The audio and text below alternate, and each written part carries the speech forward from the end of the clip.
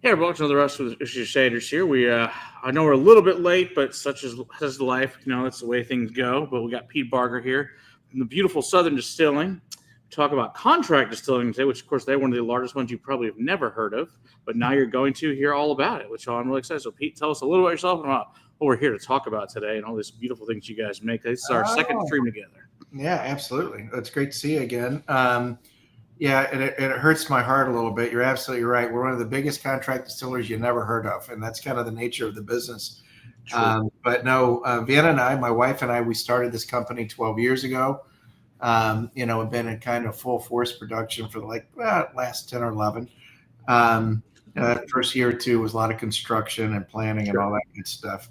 But a lot of people know us for, our products, and that's what we talked about the last time that we were on the show. We talked about Southern Star Whiskies. We talked a little bit about our double shot, bourbon cream. Yeah, but the majority of our business is really based around making product for other brands. So contract distilling. Funny thing about that business is that most folks don't really want you talking about it. It's right. It's a secret. It's a secret, right? That everybody knows about. But so we're in NDA. We work with like 160, maybe 165. You guys have like last one. So you've gained like another 25 brands or so since last one. Wow, that's awesome. Yeah, well, it's been a little while, and yeah, we've been working hard. Nice. But yeah, we've picked up some new clients over the past 6 months or so for sure. Nice. But in any case, that's kind of the lifeblood of our business, and that's kind of what funds the brand development, is helping other people live their dreams and absolutely. So if people don't know what contract distilling is, can you describe what it is just in general, people that might be new to this whole concept? Yeah, absolutely. So you've got those of us who are producers who operate in the background. And then on the other side of the spectrum, you have what we call non-producing brands. And it doesn't have to be a non-producing brand. It could be a brand that just doesn't do X, Y, or Z, or maybe it's outgrown their capacity. Sure. But when you go to a liquor store, I'm just looking at that shelf behind you. That's like one of the best looking liquor stores I've ever seen. So, so if we go to a liquor store or to your personal collection, and we really start asking, okay, tell me about where this product was made, you'd be shocked how many brands don't actually own production. Mm-hmm. Somebody else has to do the production. And we're one of those producers. There's quite a few in Indiana and Kentucky that we all know about. And, we happen to be in North Carolina, but, compete head to head, nose to nose with those guys. So I don't know exactly what that ratio is, whether it's 30%, 40%, but a lot of the brands that we know and love, they rely on somebody like me to produce. Yeah. So what made you guys get into contract distilling? Besides, obviously, I know you make your own stuff, but what made that decision for you guys to do that? So when we started the company, so first and foremost, my background is manufacturing, process engineering, production. So I wanted to build a manufacturing plant, right? Right. The other thing is that, we weren't really interested so much in a transactional business. And 10, 12 years ago, all the little guys, they're either really big guys or the little guys. There's nobody in between. So we were an anomaly. We were like one of those in betweens. It's like, oh, what is this? But we wanted to do something at scale. And we wanted to do something that was scalable beyond where we were. And so like a lifestyle business or a more transactional business just wasn't what we were interested in. The other thing is that it was illegal in North Carolina. We couldn't, we couldn't, it was legal to be a contract producer, but we couldn't sell a single bottle of our product out of our front door. Now we're very, very different today. Thank God. 10 or 12 years ago is a much more restricted space. So, we also saw an opportunity to really answer a need in the industry that nobody else was answering. So we see all these craft brands. Right. Craft brands are saying, hey, we're different. And the fact is that, well, maybe not so much, because they're all sourcing from one or two major producers. Right. So we said, hey, let's enter the space. let's allow these brands to really put their signature on what they're doing, allow them to differentiate, but really do so with authenticity, with truth and messaging. And so that was really kind of our niche in the space. I like that. That's important. So Andy wants to know, he has a question just in general, Brad. He goes, did you ever have someone say, make me something that's will taste like wild turkey or something like, or they come to you with a mash bill or all of the above? All of the above, but we oftentimes get people say, we want something to taste like this, or we want it to taste like that. And we're pretty good at, for lack of a better term, duplicating those flavor profiles. Okay. We're pretty adept at that. What's really interesting is that so many people think that the mash bill is really the defining, this is what defines the character of that product. I'm going to tell you, and you can disagree, it's okay. But as a maker, I would tell you that the mash bill is like the third or fourth most important thing. Okay. What's going to be more important is yeast,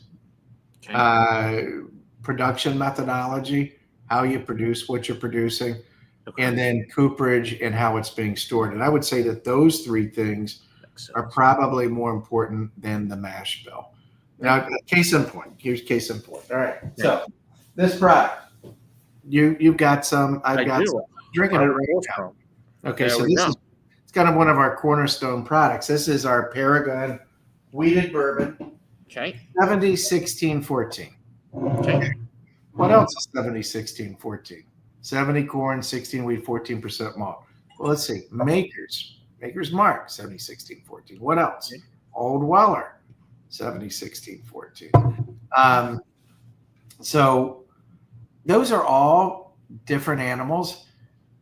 But we can always tell they're related, right? So we know they're in the same family when we really stop and think about it, but they're each unique. And they're unique because of the yeast, how they were made, the cooperage, and where they were aged. Right. Now, when you say production methods, what exactly does that mean for people? So the distillery that you can see part of the distillery, you can see some of our fermentation tanks. So you can see our small column over here.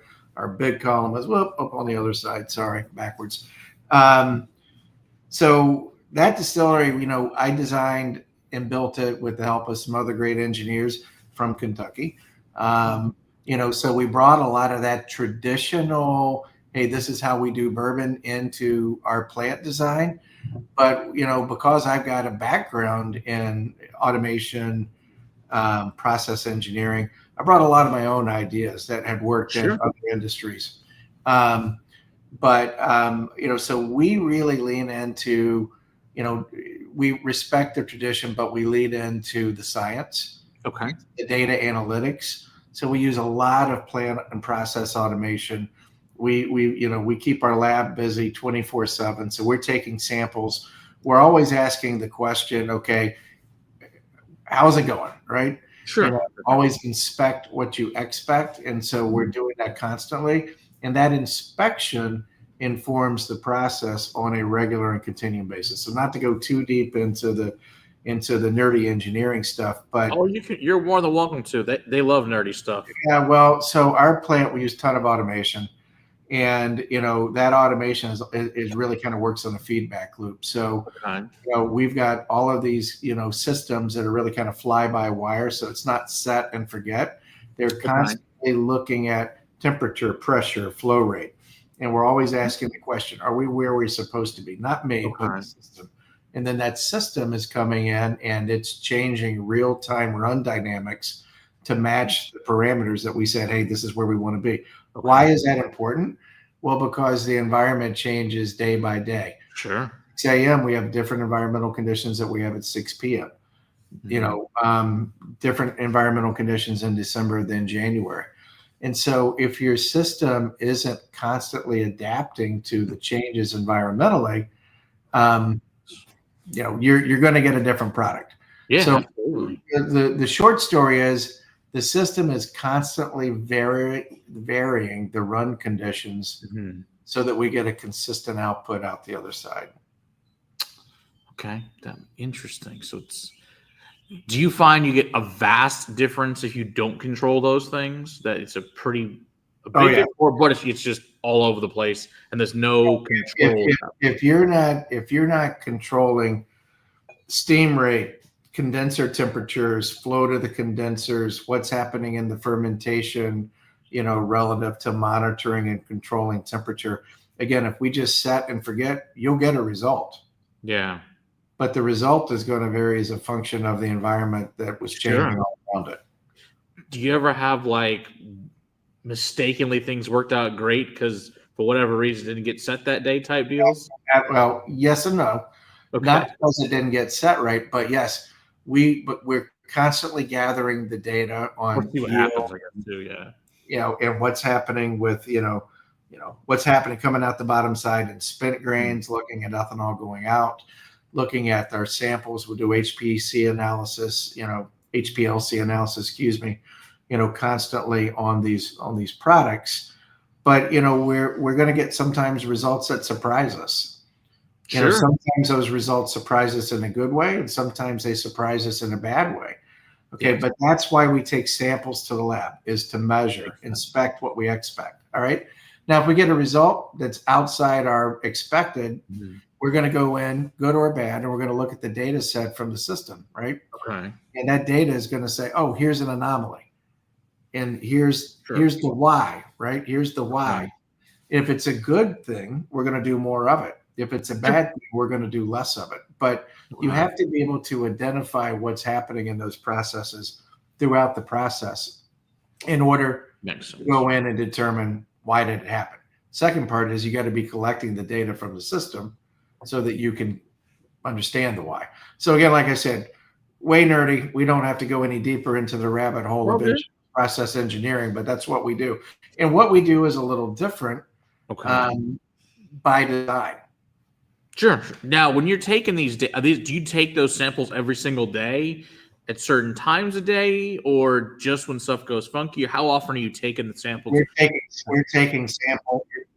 We're literally taking samples constantly throughout the process. Okay. So very cool. Throughout the day, throughout the night. So,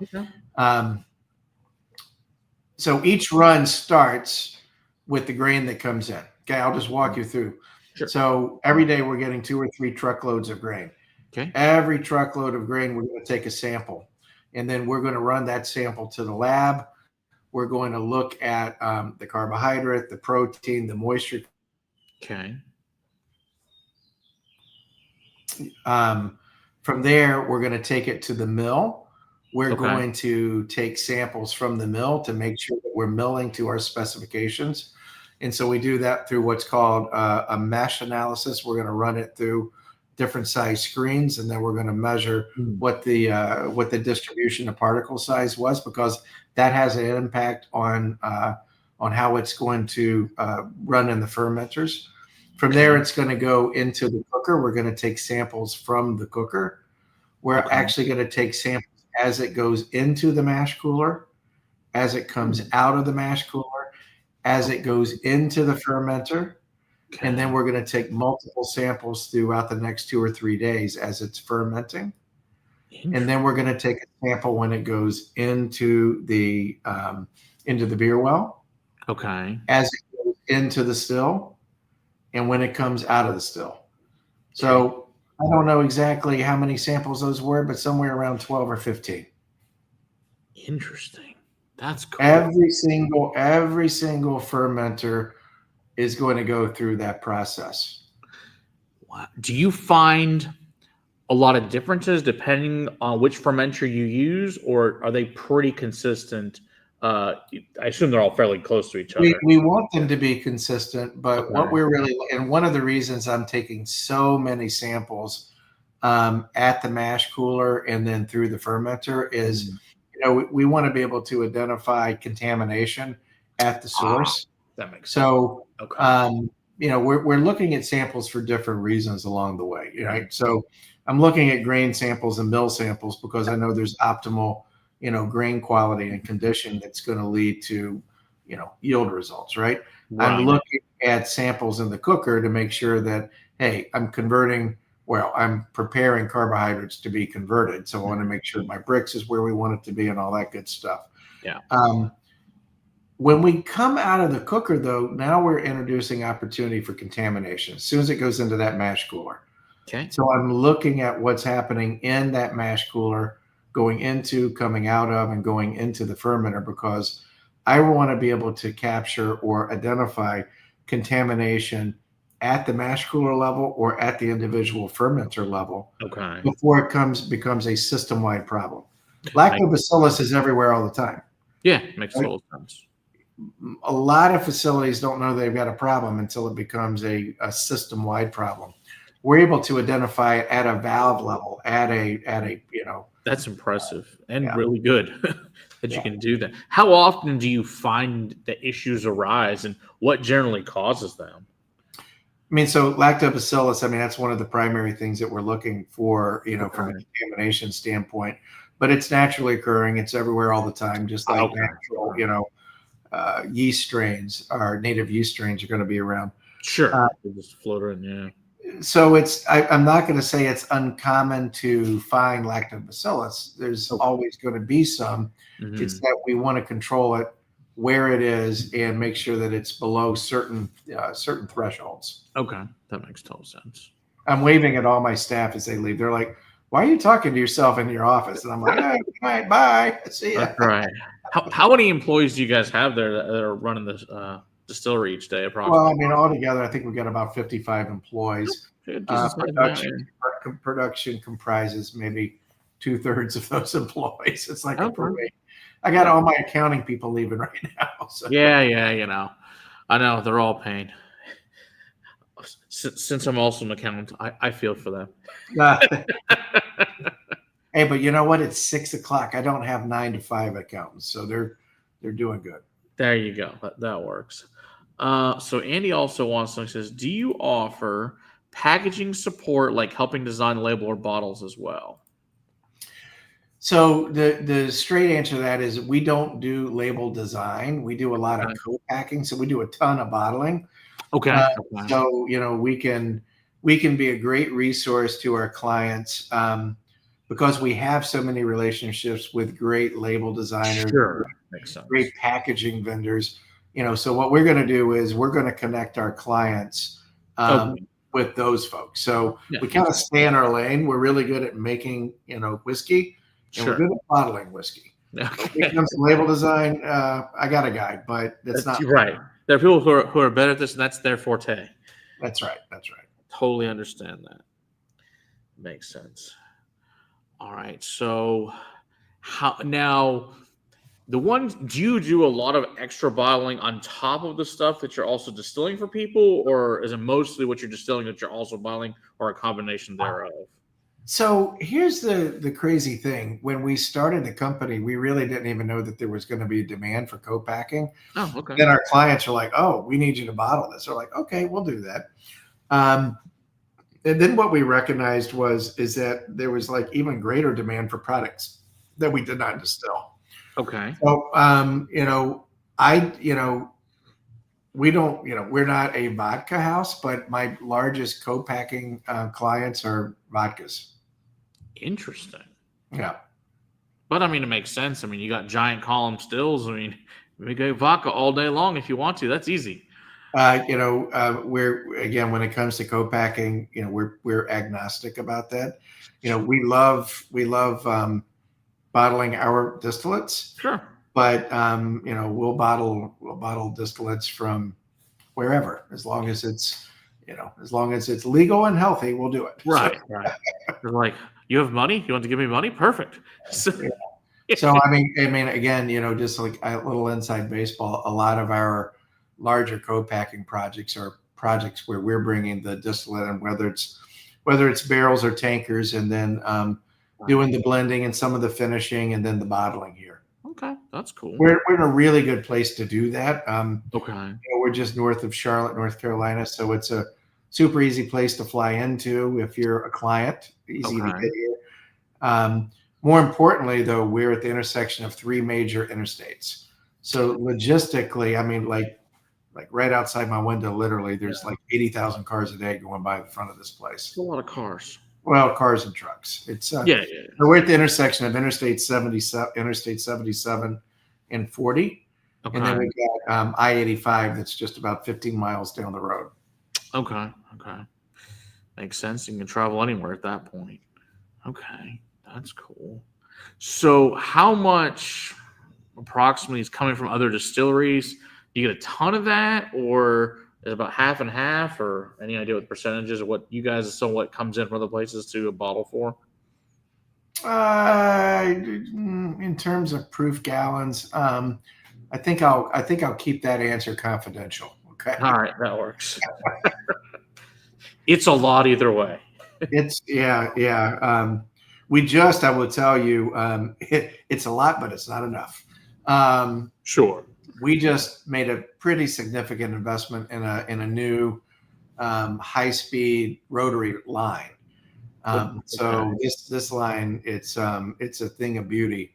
Okay. As an engineer, I just like to watch it. But Oh yeah, for sure. it runs like 60 bottles a minute, which is Damn, that's not up with Jim Beam kind of stuff, but it's that's moving. it's moving. It's moving. Yeah, a lot of places will go to craft stuff. That it's like four. So it's So we've got two primary lines: the high speed rotary line. okay. It's for high volume. And Okay. then we've got an inline system, which is pretty efficient. It runs maybe 15 bottles a minute, but Okay. it takes more hand application. We got more things going on, more decoration, Sure. on that bottle. So, if you've got a bottle, we probably have a line for you. So, Yeah, there you go. Now, as far as like the size and shape of the bottles, do you usually have it, or does the client usually bring that to you, or is it kind of once again it's a hodgepodge of whatever the client client wants? usually, the client's typically going to have a pre-existing package. Okay. And Okay. then we've got to figure out how to make the line work with that package. So you get some like really strange bottle shapes ever. Yeah, yes. We just did a vodka that was insane. It Okay. was absolutely nuts. I don't think I can say who it was, so I'm not going to. I think I'm under NDA. Ah, But yeah, vodka guys, bless their hearts. They come up with the craziest bottle designs, and we've all seen them, right? I think that's partly it's vodka, Yeah, so yes, you got to have someone to stand out on the shelf. yeah, and they're So good at it. They're good at it. But that our thing, nuttiest packaging projects have been vodka, and we've seen some really interesting ones. interesting. Yeah, That's wild. Hey, whatever works. Then I guess there's always the regular, wine shape or whatever. Thank yeah. God. We love the old regular stuff because it just goes. You do. Yeah, and when the client is looking at the pricing, they like the pricing better too. I can imagine it's The significantly crazier the cheaper. package, the more expensive it is to package. Sure, makes total sense. Okay, so Andy's got another question here. So he says, I've always wondered this with your scale, what happens to the leftover liquid from bottling single cask offerings? There's no way it always equals out to a full bottle. So what do you do when what's left over? Comes to my office, Andy. See? Perfect answer. You think I'm kidding? I'm not kidding. No, I figured You that have, was you the have truth.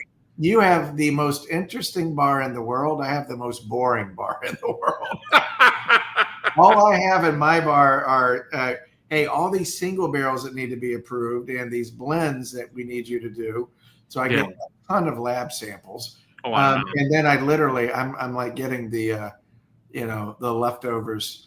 And actually, Andy, the other place where it might go is our tasting bar. So one of the things that's pretty cool about our tasting room is if we get that partial bottle or partial case, we'll give a lot of times that gets given away, for free, to Sure, people sure. who are coming in and just, hey, we want to taste. So great. Yeah, that works. Yeah. It's And we do a lot of single barrel stuff. So it's one of those things, okay. once it's gone, it's gone. Do you get a lot of groups that come and do that, or is that mostly other just distilleries are looking for single barrel fun projects for their own stuff? Yeah, That are it's groups. kind of groups. Amazing.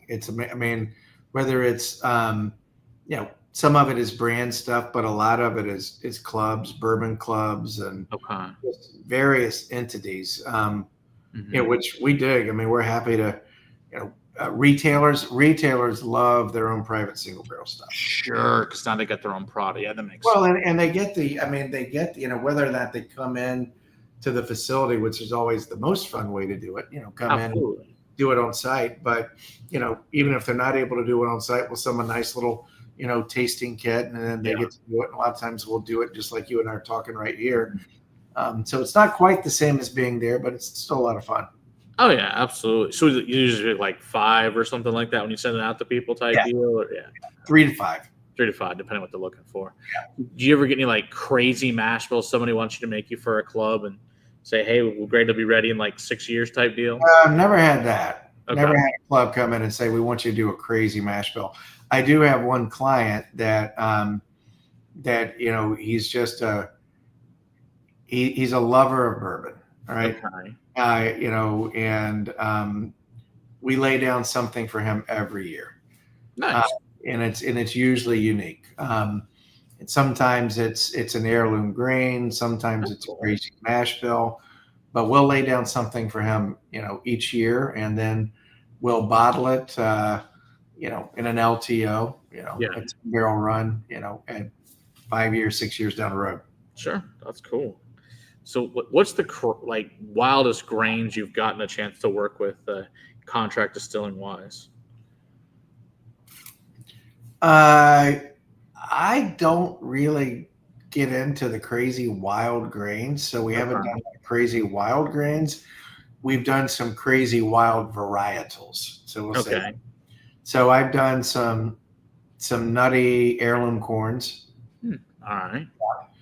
A lot of times these heirloom corns don't quite come out the way that the grower thought they were going to come out, and so we end up kind of dealing with the results of that. Like I had a grower harvest at like 20% moisture, which don't ever do that because it'll literally catch on fire like in the grain bed.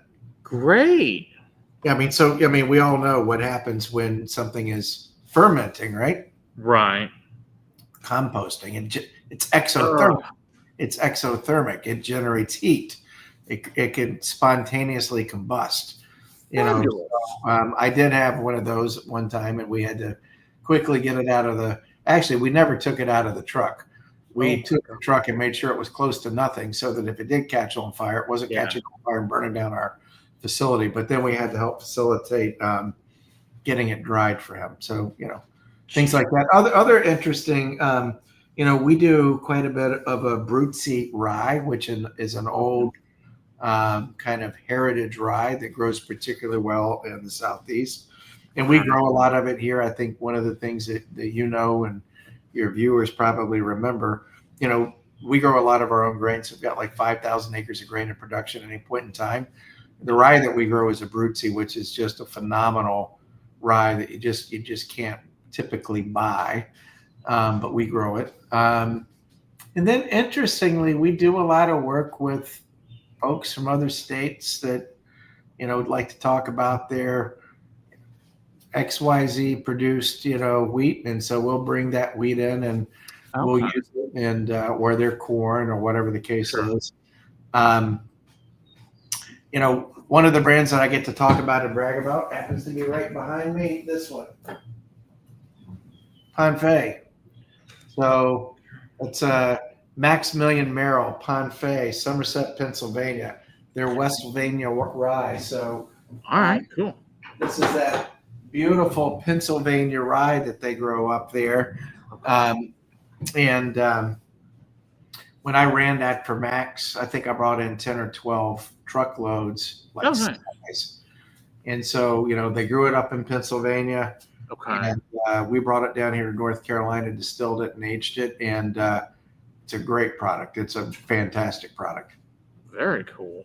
Yeah. Yeah, that's always fun when you get something like that because, like you say, you don't get a whole lot of that at all, especially from Pennsylvania nowadays. Obviously being really one of the founding fathers places of rye would certainly be Pennsylvania. So it's cool to see stuff from them again, whereas a lot of the other stuff's, Kentucky or whatever. So, or Indiana, I guess most of it comes from. Speaking of rye, I guess we should do your Southern Star, the double rye, because we're going to talk about rye. I might as well drink some. Well, might as well. I just happen to have a bottle right here.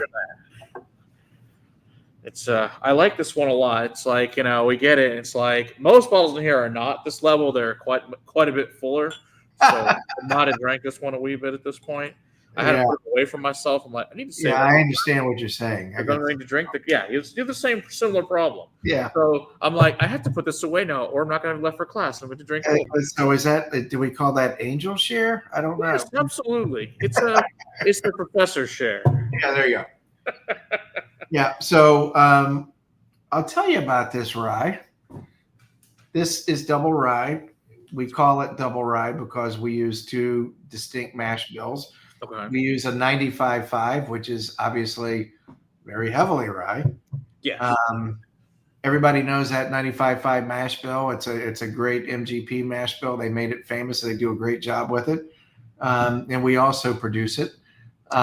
This is our 95.5, our execution of it. And then we take a 513910. Okay. Okay. So I don't know if you know where that mash bill is most noted, but usually Maryland. Sazerac does a great job with it. Yeah. So Sazerac rye, 513910. So it's a barely legal rye, right? Right. So we take these two ryes from two opposite ends of the spectrum and we blend them. Okay. And at an undetermined ratio. Can't say what that ratio is. We blend them. And then I take that and I put it in a freshly dumped wheated bourbon barrel. And then we're going to finish it anywhere from 6 to 12 months. Rest it in that wheated bourbon barrel. And the result is, I think it's magic. It's delicious. Yeah, and there's not really a whole lot of ryes that taste like this either, which I really appreciate. That it's something unique and different and really freaking good. But it's I say it's floral. Yeah, I agree with that. It smells. I mean, this is going to sound so weird. It's going to sound so weird. But to me, it tastes like spring. It tastes like a bouquet of flowers. Yeah, absolutely. Yeah. So it's got that big floral hit. And, that's one of those, I won't say it's an accident, but it is a fortunate result. Yeah. What we wanted, Vienna and I did this together. We wanted a rye that was really approachable. We wanted a rye that was definitely a rye that had enough rye punch to come through in a cocktail. But we want something that you could drink just like this and not go, oh. Yeah. Rye so often, it's just really aggressive. Right. And this has all on the finish, those really nice aggressive notes that you want, but it's super easy to drink at the same time, which I appreciate. And I like both of those styles. So it's really cool to combine the two of them together to get something unique, and then let alone to put it into a wheated bourbon barrel after the fact too. Yeah. Is wild. That was me just getting cute. A beautiful accident then, which is perfect. Now, do you guys ever finish those in any other like unique like sherries or ports or anything like that at all? Or so we do have some really interesting LTOs that we've done in some finishing but I have never done a rye finished in anything other than that bourbon cask. Okay. But I do both our high rye bourbons and our paragons in different finishes. So I've done most recently, I think most recently we did a cognac. Before that, we did a killer. I mean, this was just off the charts. Honey barrel. Oh, nice. And when I say honey barrel, I don't mean that like honey barrel, like that's a really sweet barrel. I mean, like we've got a lot of, are they called aviaries? Is that where no. Where do bees? Is that apiary? I don't know. Somebody who's like on the podcast, please tell us. Right. Someone look it up, please. What like a bee ranch is called. Yeah. So we've got a lot of honey production around here. Okay. And the foothills of the Appalachians. And so what we've done is we've formed some partnerships where we're taking freshly dumped bourbon barrels and we're giving them to the honey producers. And we're like, okay, you fill this up with honey, and then you've got a bourbon finished honey that you can sell, and then we want the honey barrel back. Yeah, that's cool. And so we get that barrel back. It's got residual honey, and then we put beautiful weeded bourbon back on top of it. Okay. And let that sit for like another year. So it is honey infused, but with zero artificial anything. Nice. Now, do you find with stuff like that, depending on where the beehive it is in the state, does that seem to make a difference depending on like the bees I or not? can't tell you. I could make up a BS answer, but I'm not going to. All there's not enough data points for me to find out. Okay. I can't. All I can tell you is it's delicious. It's really good. That is ultimately all that really matters. Yeah. Apparently, this is the word. I don't know how to pronounce it, but you were close on it. Apiary. Yes. Thank you, Andy. There we go. I said aviary. I think that's a bird thing. Yeah. That's cool though. All right. I do like that. That's cool. The honey. You don't see a whole ton of that either. I mean, every now and then you'll see somebody do something, but not. I think what we see is honey this and honey that. Yeah, that you definitely see. It's not really honey. Right. It's sweetened with something. Yeah, and if it is honey, they took honey and they put it in it. That's not what this is. No, this was a barrel that had honey in it that we put the liquor back in there and then let it. And let me tell you, it takes a while. Yeah, I would imagine it takes a while. It takes a minute. It's like a year-long process to get the result. The other thing that we've done, which is really a little off the beaten path, is we worked with a very small family-owned winery out of Sonoma. Okay. That produces some really, really high sugar level Zinfandel. You don't ever hear about Zen finished bourbons, but we did a very small release. We haven't actually released it yet. Oh, okay. It's sitting in tanks waiting to be bottled, but we did a small run of a Zinfandel finished bourbon that is phenomenal. It's like a dessert drink. It's like chocolates and dried fruits. It's just phenomenal. Yeah, I mean, I've seen it like an occasional scotch in a Zin, but now that I've ever seen a bourbon in a Zin, I've seen like a Cab or a Cab Franc. Yeah, don't tell anybody. It's our secret. Well, good. We can't wait for it to come out. Just between me, you, and Andy at this point. There you go. Now, do you name those things something special or? No, we're super boring. Okay, it's like a Zinfandel cast type deal. Yeah, let me show you. Let me show you how creative I am. This is how creative I am. Southern Star Cask Strength Straight Bourbon Whiskey finished in honey barrels. Okay, it's fair. I mean, also, I'm an engineer. I'm not an artist, for God's sakes. Come on. Like you said, as long as it tastes good, it just doesn't really matter on that. So. Yeah. I'm a maker, not a namer. That's right. Do you want to talk about your friends over at the Brothers Bun? The special one you made for them. I think we need to talk about that. Yeah. For sure. Yeah. So that regenerative product that they've released recently, that's ours. We did that for them. So Ian and Paul, Ian Somerhalter, Paul Wesley. So we do a lot of celebrity brands. I'm gonna tell you, this is absolutely one of my favorites. And the reason is that these guys are just good people and they're totally engaged. It's less about the celebrity and more about the product. And that's unique. Usually it's all about the celebrity and the product comes second. With these guys, it's all about product first, celebrity second, and they're good people. And, their kind of foundational message back to the market, why should you care, right, is their commitment to sustainability and regenerative agriculture. And, that's really the thing that kind of brought them to us, is that all that grain that we're growing, it's all grown using regenerative ag processes. Okay. I don't think there's anybody else out there that's doing that, certainly not at this scale. Not that I know. But it's really kind of foundational to that brand, and it's foundational to us. So we were super happy to be able to work with them on this product. It's a blend. It's a blend of a couple of different things, and but it's all 100% regenerative. Okay. So And how did you guys get into doing regenerative farming in the first place?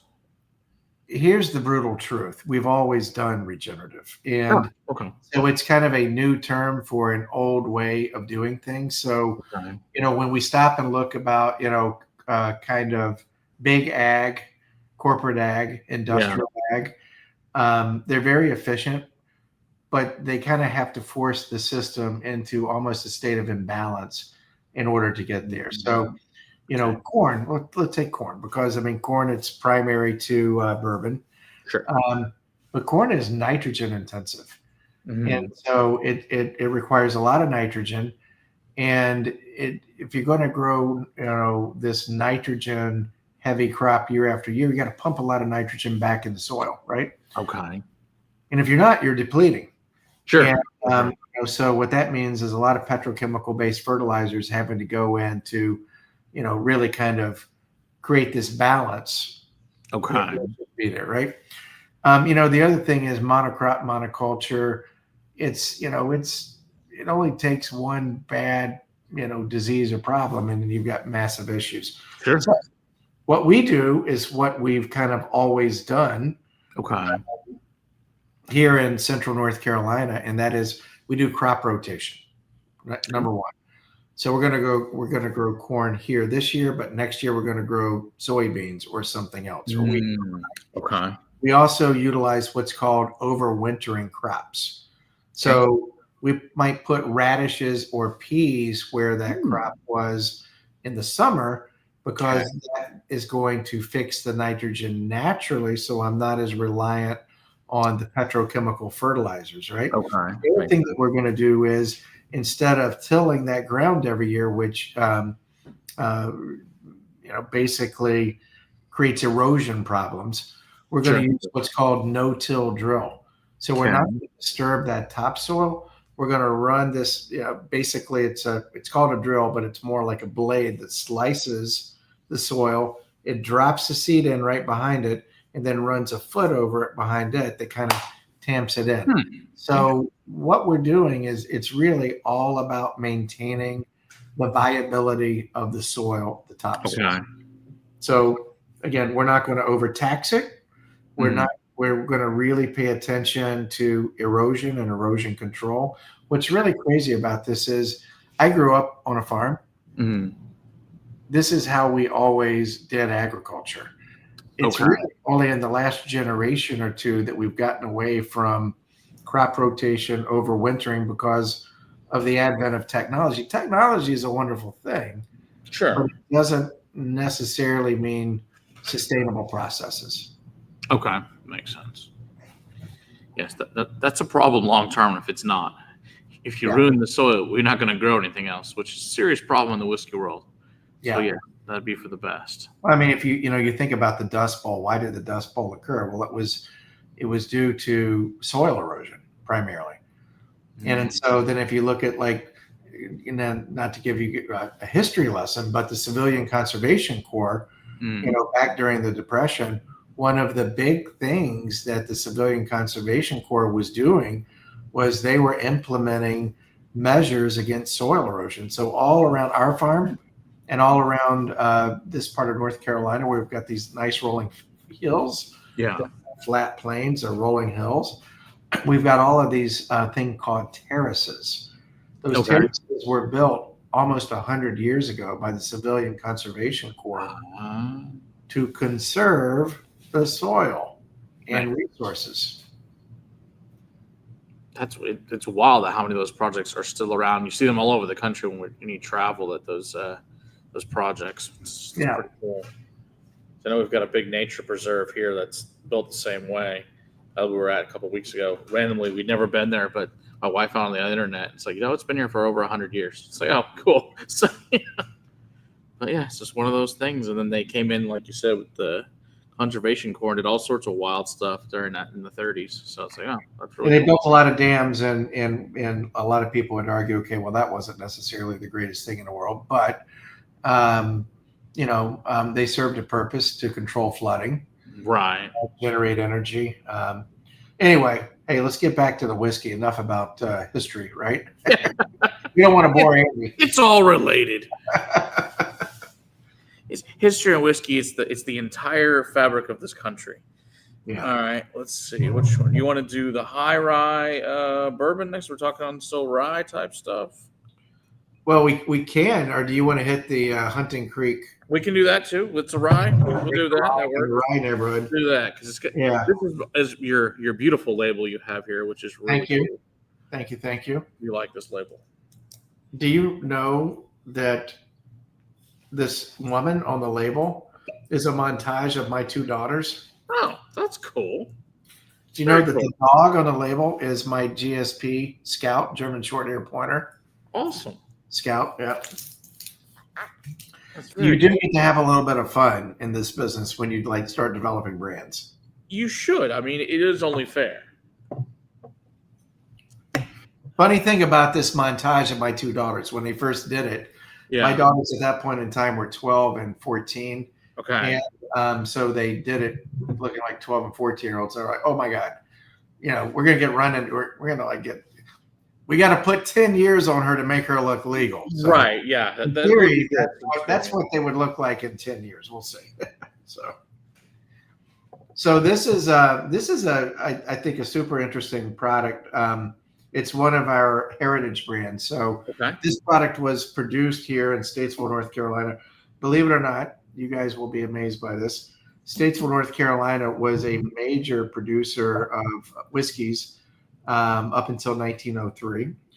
And at one point was called the liquor capital of the world.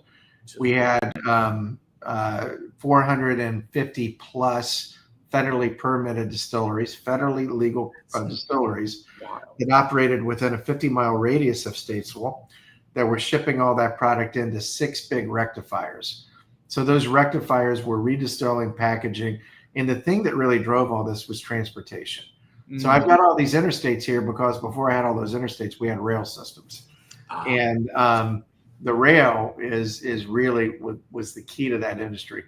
Liquor is heavy. There weren't paved roads. There were no interstates. It was going to get shipped by barge, by sea, or by rail. We had the rail. So we had all this. We're almost too good at it. We were so good at it, we became an early target for prohibition. So we went into prohibition in 1903. And this product was one of the products that was widely distributed, Hunting Creek rye. At that point in time, we had corn whiskey and we had rye. Bourbon wasn't so much the thing that it is today, but corn whiskey, that's true, and rye were the distillates of the day. Hunting Creek is a real place. It's right in Iredell County, so just north of Statesville. And it was one of the most prolific brands at the time. It was abandoned.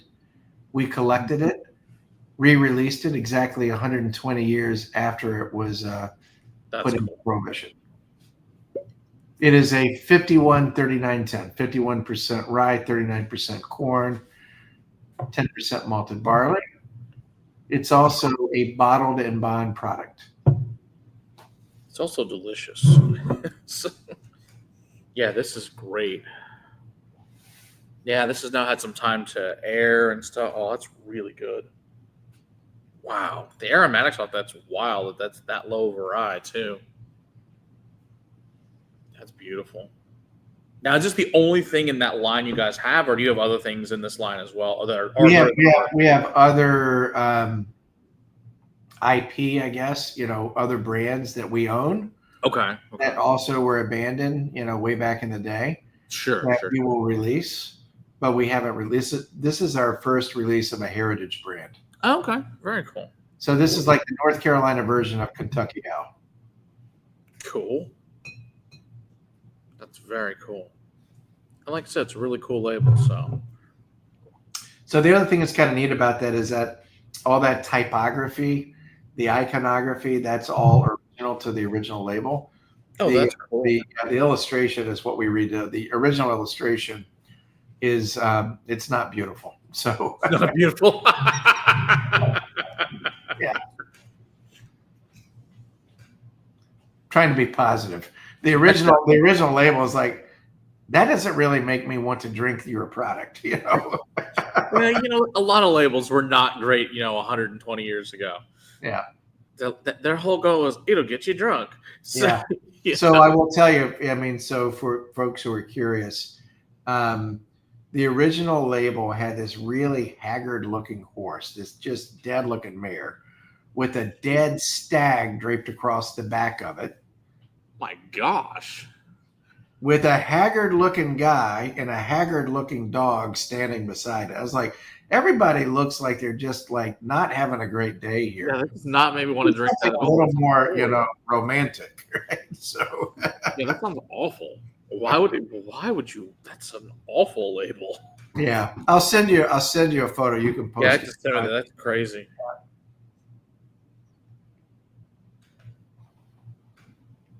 Yeah, that's really pretty stellar. So the next questions we always get is, when do you think you guys are going to come to Texas? Man, I love Texas, but you got to be loaded for beer when you come. Yeah, I know. We do love our whiskey in this state. Well, I mean, it's such an important market. Yeah, and you don't want to screw it up. Sure, yeah, because you only get one chance to introduce you guys. And I'm just like, I think our product is just picture perfect. I mean, Southern Star, we got a star on there. Yeah, and Texas does that. Honest to God, that star is actually a nod to Texas, by the way. And I would just tell you this: we are so respectful of that Texas market that we're like, hey, let's make sure that like when we come, we're ready to like do it great, do it proud. Yes, that makes total sense. It's going to happen. Okay. I will tell you, it's not going to happen this year. That's all right. I can get people to, when they're here in class, they can try it, they can love it, and so it's coming. Or they can come out and visit you at the distillery and pick up some bottles. Or they can visit, the online DTC channel. That's true. They can do the online stuff. Yeah, that's a good point. Then you guys ship to most states online? Hey, one state I don't ship to, North Carolina. It's okay. Texas has the same problem. You heard it here first. We do not ship into North Carolina. If it was shipped into North Carolina, it's our product. We didn't do it. That's right. Somebody else did it. Yeah. North Carolina, by the way, did I tell you I'm from North Carolina? North Carolina gets a little up in arms if you start shipping into a control state. Oh, yeah, that's right. Yeah, for just control. That's a good point. Yeah, they'll be displeased. Yeah. That's a good point. Yeah, that would not work out well at all. Yeah. That's true. All right. It's always good to keep the powers at home happy.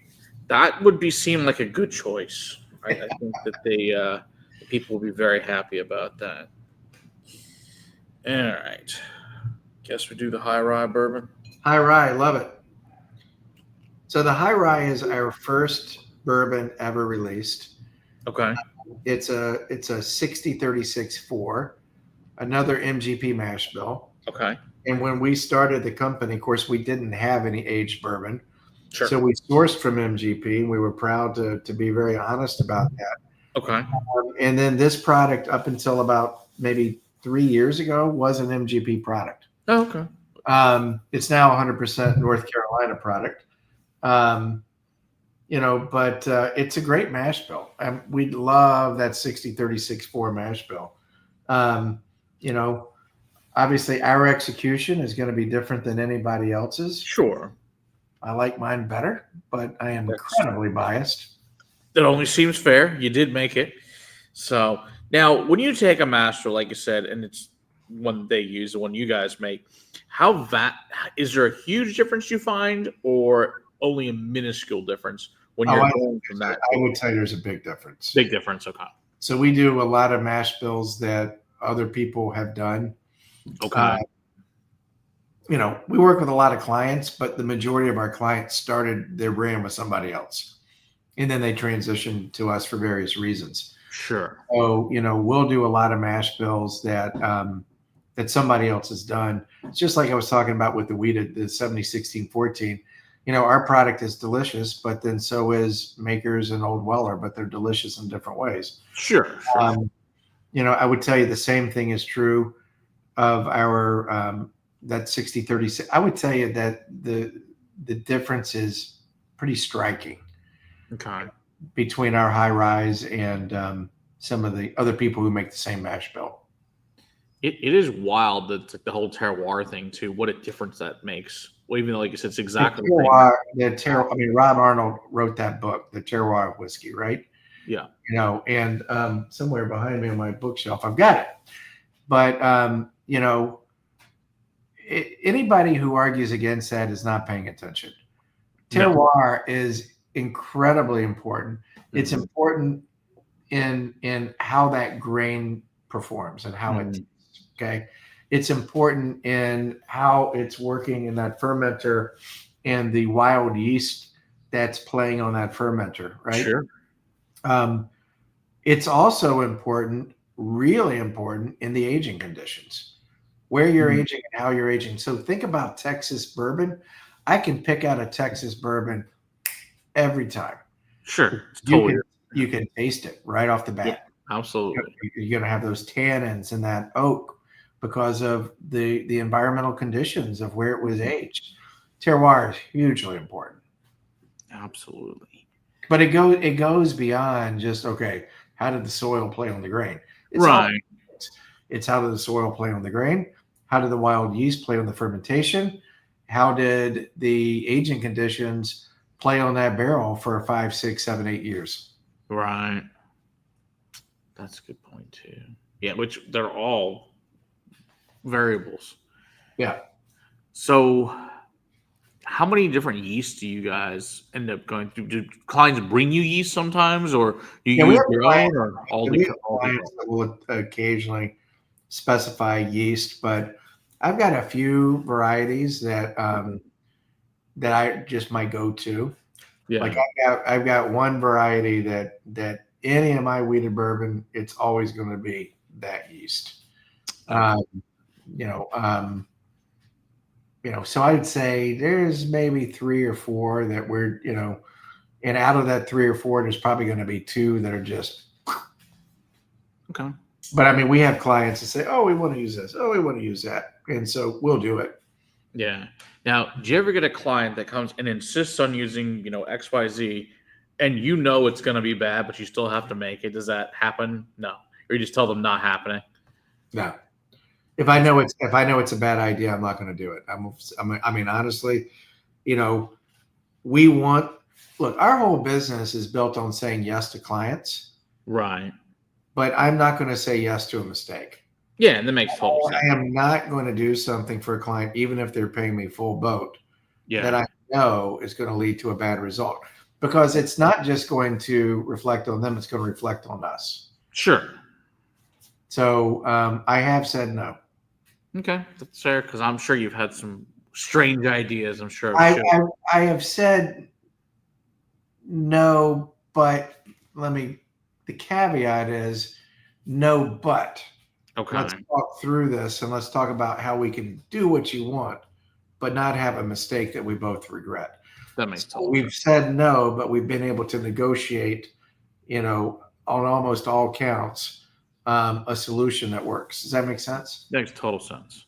Yeah, no, it's good. Because a lot of times, especially if you're new in the game and you are coming to contract still, you don't necessarily know what sounds like a great idea. It does not work in reality. Yeah. Because I know there was a particular distillery that I want to say they used like 12 different grains, and it was not good.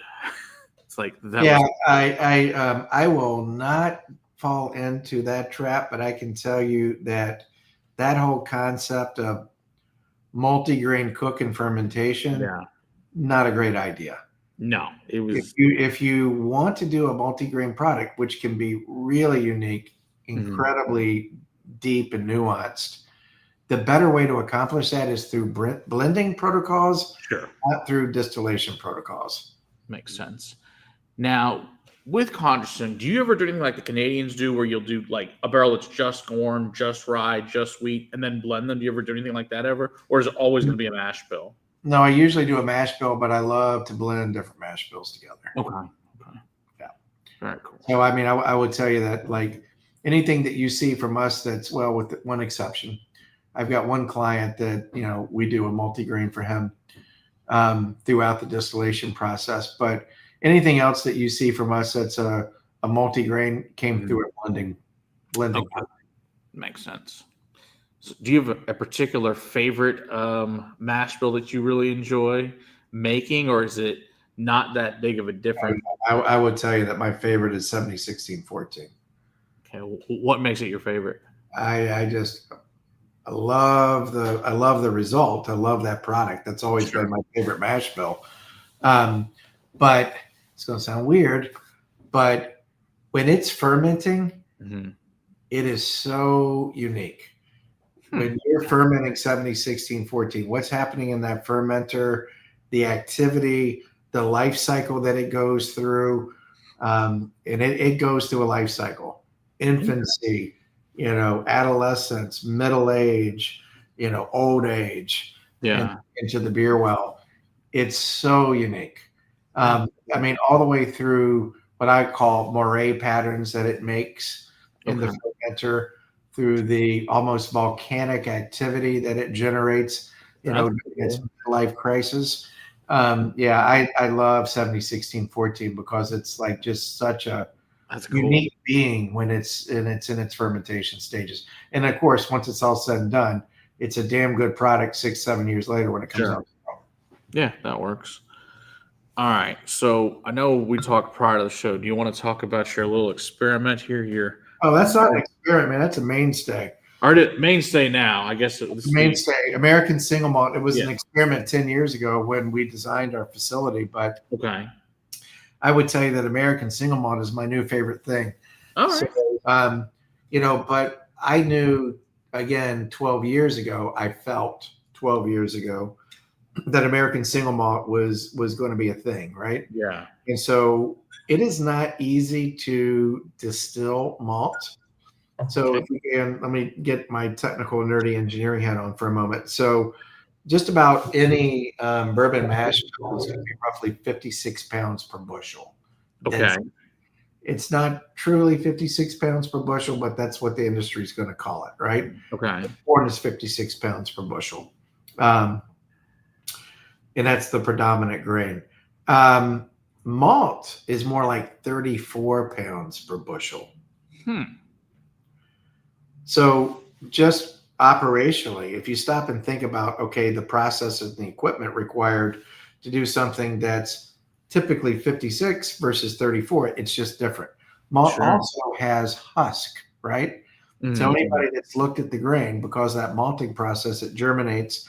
And then once it germinates, that shell peels off, that husk peels off. Right. They're very light, they're very floaty, and they're much lower density, and they tend to blind equipment over. So malt is not easy to work with in a continuous process, and that's how we produce it. We produce it in a traditional American distilling process. I'm gonna do it grain on, direct steam injected, continuously on a 16 tray stripping column. Okay. So most ASM, American single malt, that's available on the market today is not really done in a traditional American distilling process. Right. It's done in a more traditional Scotch production process. Right. So it's lagered, typically, and it's done on a pot still. Nothing wrong with that. But that's traditional Scotch. And we're going to lean way into traditional American distilling. So all those things, continuous direct steam injection, grain on. So when you taste our malt, it's going to be familiar, but it's going to be different. I mean, tell me if you disagree. You're drinking it right now. No, I think it's good. Yeah, I know it took some time, obviously, to open up because, I find all whiskey takes time to open up in general. But it's unique and different, but really good. But like you said, but at the same time, familiar. It's familiar because we're producing it in the same way that we produce bourbons and ryes. Okay, so again, that traditional American production technique, but it's 100% malt. And so I love the fact that it's this kind of cross section of this thing that's enjoyed really internationally. Malt whiskey is an international spirit. Yeah, absolutely. But we're doing it the American way, and I just think it's so cool. And the result is just frankly delicious. It's it has this nuance, it has this depth of character. It's very approachable. but it's not as sweet as bourbon, Right. right? It's not as spicy as rye. And it doesn't have all that other stuff that we associate with Scotch, which I love Scotch. Don't get me wrong. Yeah. But if I want Scotch, I'm going to buy Scotch. Right. I think that this American single malt is neat because now that it's its own ratified thing by law, Yeah. really get in behind it, but do it in again, this traditional American distillation process. But, 10 years ago, I was like, I think it's going to be a thing. So we designed the distillery to produce it really efficiently and effectively. Smart. So, I mean, there are really can't be very many American single malts being made on a column still that I'm aware of. I know that we're a great place to source that if you want it, because we're specifically set up and designed to do it. We've been making it for almost 10 years now. So Which I think what you're sipping on right really now, long. yeah, what you're sipping on right now is 6 or 7 years of age. Yeah. But what's really interesting is, here's the other thing is, we put that malt up in primarily toasted, charred, new first use barrels. Okay. Stop and think about most Irish and Scotch. Yeah, it's used. It's used. Yeah. 3-4 times used. Here's the other thing is, Ireland and Scotland are beautiful places, but they're cloudy and cold. Right. We are definitely not that here. And so when you start using first use barrels in your aging in the southeast of the United States with these different quality. You get some way different results that are again, really, really interesting and good. So what varietal of barley you guys using like 2 or 6 row or something else different? So we're using a combination of really 3 or 4 different malts. Yeah. Okay. Very cool. Yeah. One thing that we're not doing, we will do if a client wants it. We've had clients that wanted it, but we're not putting in a lot of peated and smoked stuff. Okay. So the stuff that we are laying down now, kind of what I will say, for lack of a better term, speculative, because it's a big part of our business is selling aged barrels to brands. I need a 2-year-old, I need a 4-year-old, I need a 6-year-old. Sure. That's a huge part of our business. So we've got 60,000 barrels. Yeah. That we are different ages that we're selling.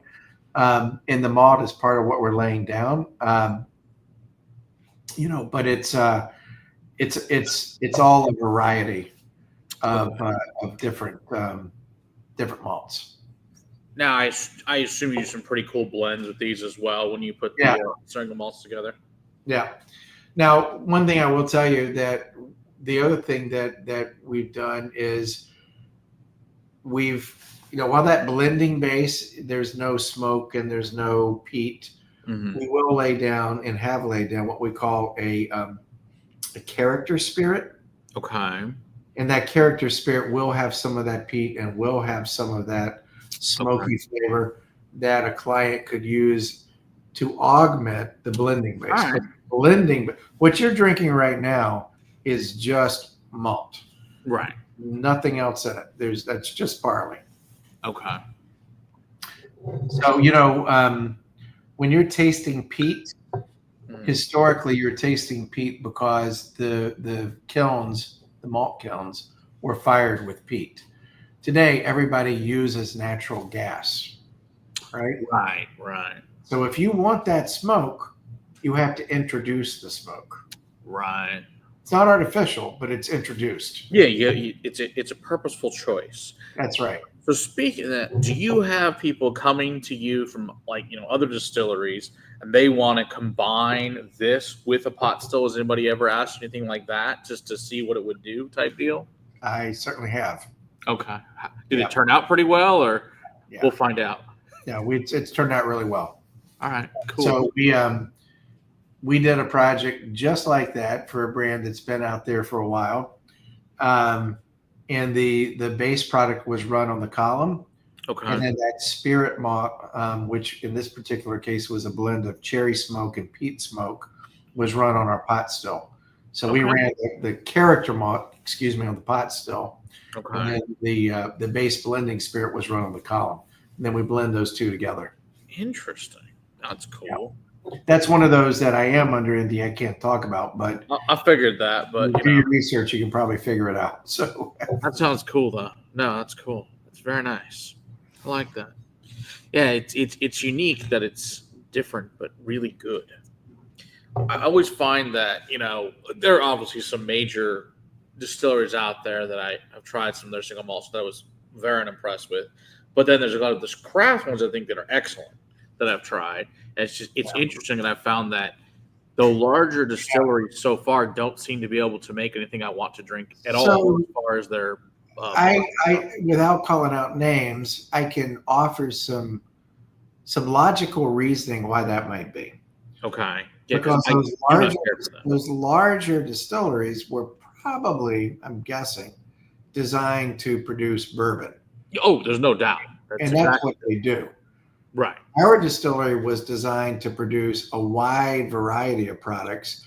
So that flexibility that was engineered by purpose into that system, and again, that's where all that technology comes into play, allows us to flex that distillery in a way that most plants cannot do. That makes sense. And so we're not forcing a round peg in a square hole. We're taking a square hole and making it round.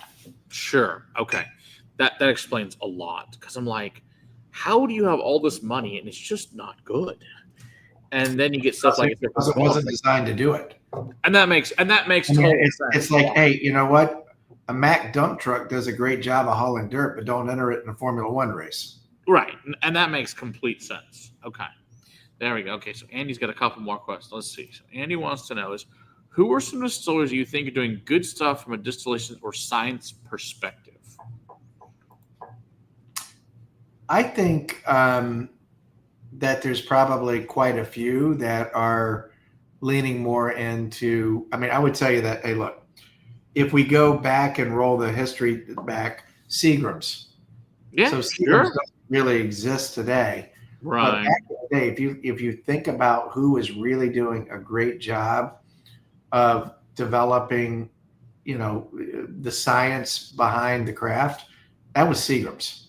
Yeah, that's a good point. That's Seagram's Blue Book.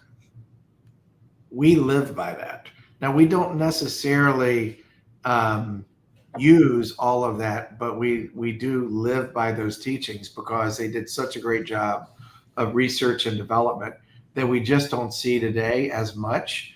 Mm-hmm. I would tell you that I am super impressed with what I see coming out of the Beam Institute right now.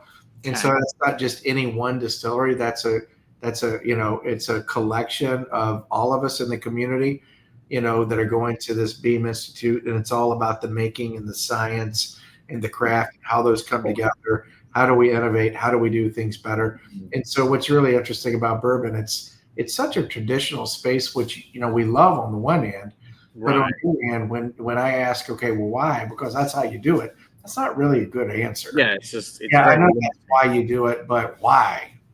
Yeah. And everybody's like, oh, well, we don't know, because that's how we've done it for 70 years. Sure. So tradition is a wonderful thing, but it should always be balanced with innovation. Yep. Totally agree. And I think that, Seagram started that trend decades ago, generations ago. Oh, yeah. It don't really exist, in that same context today, but those teachings do.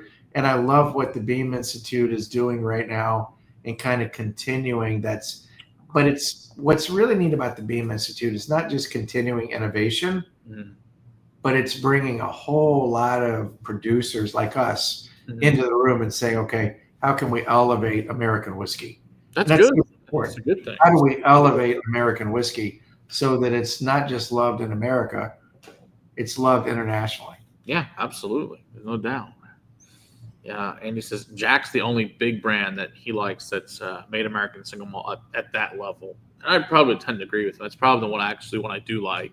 Is the other big ones, like you said, they did not do a good job. Let me tell you, nothing would make me happier than Jack to put some money behind that, and from a marketing standpoint, and get a big consumer. Yeah, agree. Yeah, you get Jack, which they've got the product, and it's a decent product. That they get them to put the marketing dollars behind that, so we get some consumer adoption. You're going to see that category blow up. Agree. The crazy thing is that their regular single malt, it's basically available at the base. It's not available anywhere else except for at a class 6, which Yeah. is bizarre. Except for the one-off specials, which are good, but it's like, could this be at a regular product too, not just at a base? That'd be awesome. Yeah. Which I thankfully have access to with my dad, but still, it's like, there's a lot of cool products that are only available at bases, but that doesn't do most people any good. I don't have any insight into why that is. I think that's interesting, but I will tell you now that you mentioned that, I think that one of the things that's interesting to me. I was in Germany a couple of weeks ago for Pro Wine, and bourbon is not well understood internationally. You probably know that. Right. Whiskey is well understood, but people are like, wait a minute, whiskey made from corn? Wait a minute, Yeah, it's a very foreign concept to them. Jack Daniels and Jim Beam are really what the rest of the world consider to be bourbon.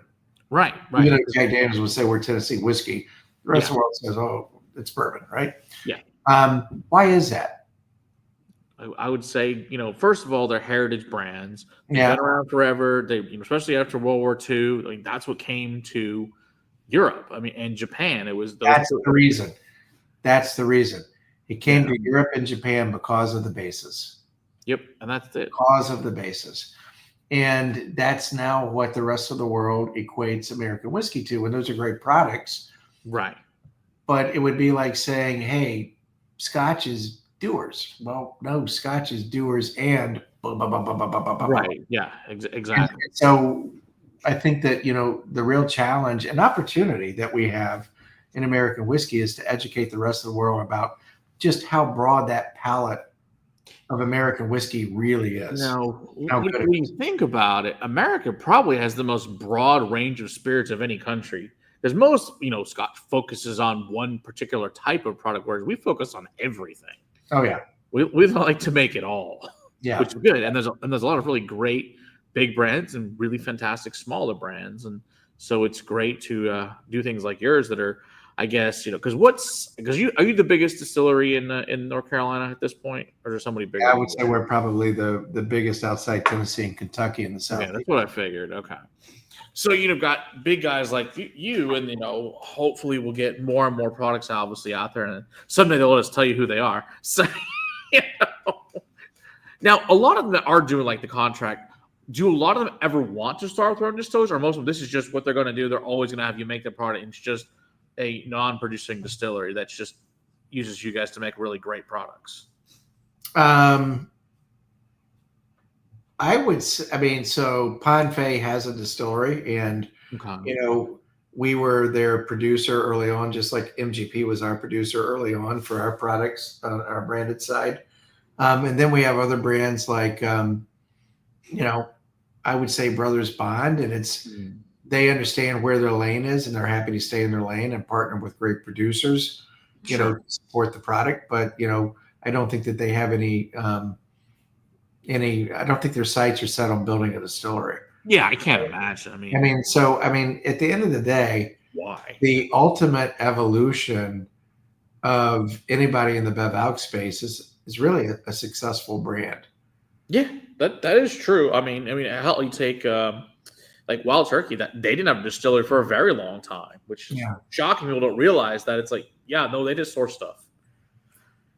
Or at some point, it does become important to be able to, for lack of a better term, control your supply chain. That's true. That's a good point.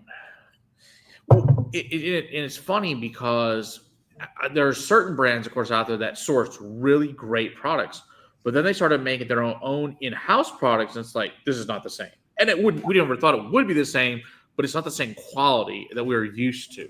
And it's like, just go back to sourcing. You're so much better at that.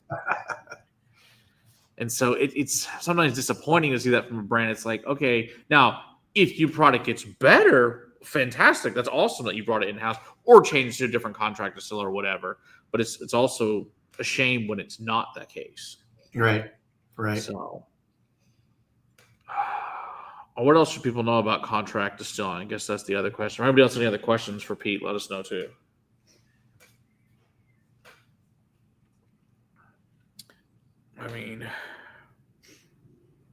It's probably one of the most. I mean, so now most of the brands you guys are making, are most of them going just North Carolina? Are they going all over the country, or just a hodgepodge of all the above?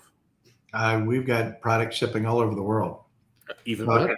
I mean, I'm working with, again, more than 160 clients right now.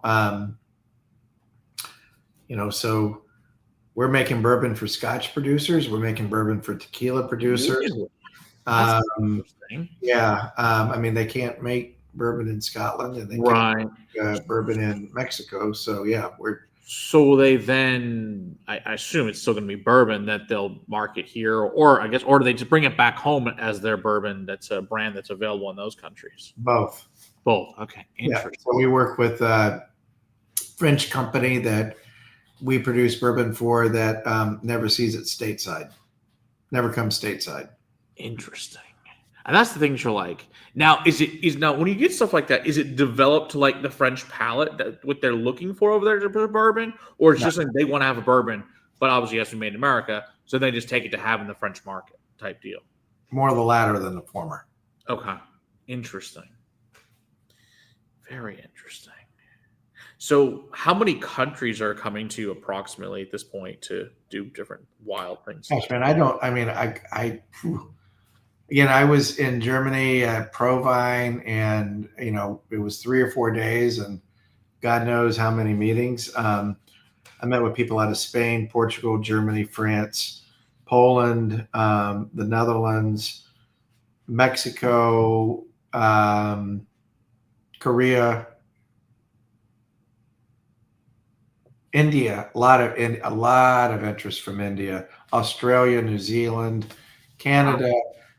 Britain, wow, okay. Ireland, Scotland. I mean, but I mean, the issue right now is everybody has an interest, but we have this little problem called tariffs. Yeah, right. So, not to get political, but it's enough to make a man drink. Right. Yeah, hopefully in a few weeks, the rest of the world will come to their senses and come to the table, and we'll have this problem solved, which is fine by me. Yeah. So, and I imagine it sounds like most of them, I said, I guess 50 plus are already at the table. Said, we give up. Tell us what you want. So it's like, oh, I guess it's working. So that's a good thing. Yeah, it is frustrating. It's an interesting time to be in Europe. That's for sure. Yeah, for sure. We'll see. I'm sure they will come sooner than later because they don't really have much choice. So, well, I mean, look, here's the thing. This is not a new problem for right. Exactly. I mean, I don't know why, but we become the whipping post for absolutely.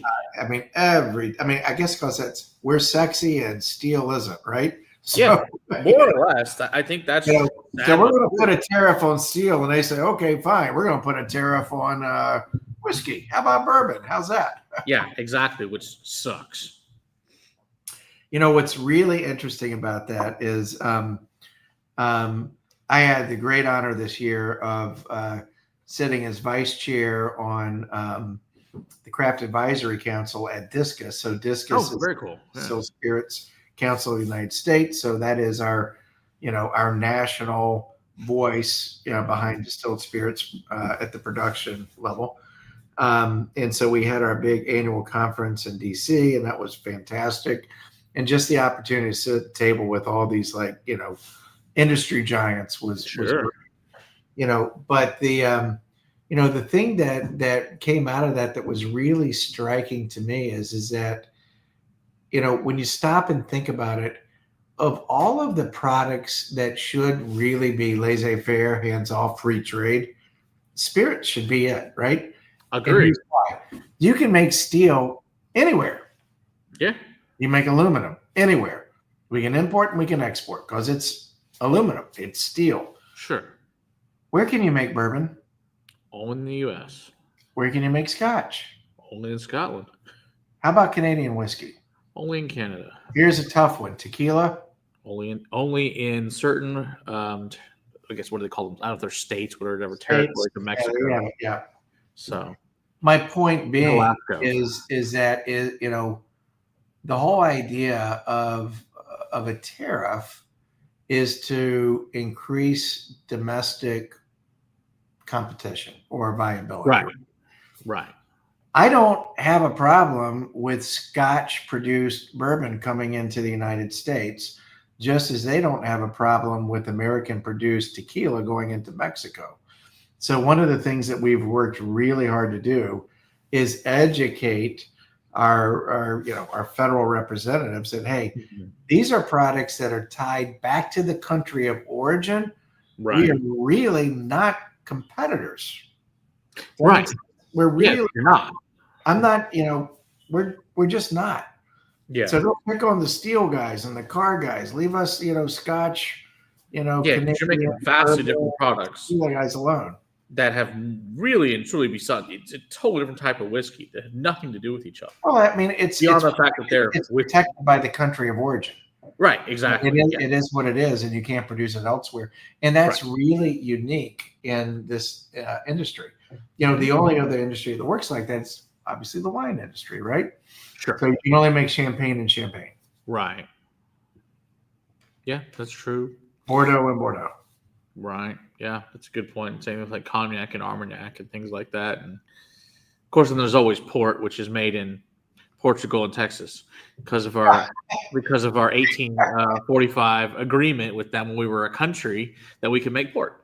We're the only place that can do that. I did not know that. Yeah, it's the only place that can know that. Wow, that's amazing. Same thing with Madeira. We can also make Madeira in Texas for the same reason because of that same treaty. Did not know that. That's amazing. And it's amazing that treaty is still viable almost 200 years later.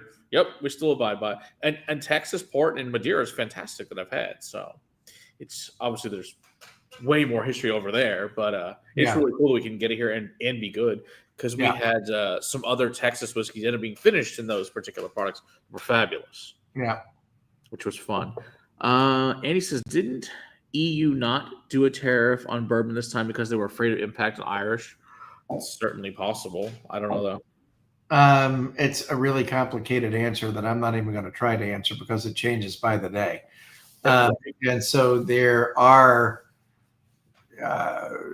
some restrictions that are currently in place. It's a moving target. One of the things that we do know definitively is that India about 2 or 3 weeks ago reduced their duty from 150% to 100%. Gosh. Yeah. So, and everybody was like, oh, there was a 50% reduction. You will appreciate this because you're an accountant. Yes. Math correction, 150% to 100% is not a 50% reduction. That's a 33% reduction. Right. Based on current math. So at the same time, 100% duty is 100% too much. Yeah. Way too much. Wow. That's crazy. But hey, look, India is the largest whiskey loving market on the planet. That they are. They do love it. 4 billion humans that love their whiskey. Yeah. And the crazy thing is, what we really need to do is figure out, how to get more of this great American whiskey to let these wonderful Indians appreciate and enjoy. What's wild is, of course, for some of their own products, they have that they mix molasses, of course, into it. It's interesting. Obviously, would not be allowed to be called a whiskey here, but of course, they take Scotch and molasses products and mix them together and call it Indian whiskey, which is interesting. Now, granted, they also make some. So that whole Indian production side of things, where it was historically an importing state, has now become a massive producing state. Yeah, they make some incredible. They're making some good products. They're making some really good products. Really good products. Yeah, there's 3 that I'm super impressed with their stuff. I'm like, holy crap. And it can compete on the world stage with some of the best scotches out there. So it's very impressive what they're doing, to say the least. So, but yeah. I would tell you that the good news here is that there's a lot of humans on this planet, and there's still a lot of opportunity to share the good news about American whiskey with more and more, and vice versa. Yeah, absolutely. Yeah, I would tell you that world trade is not a bad word in my house anyway. No, especially this silly younger generation that doesn't like to drink enough. So All right. So I'm gonna tell you. Here's another thing I learned at my meetings in DC from Nielsen. okay. You know, Hopefully it's changing. Nielsen's got their finger on the pulse of what's happening, everything statistically with Right. respect to CPG, consumer products, right? And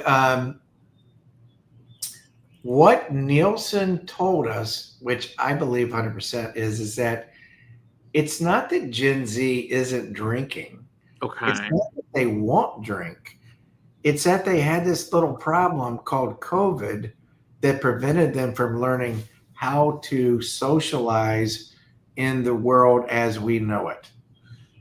So COVID prevented house parties. COVID prevented football games.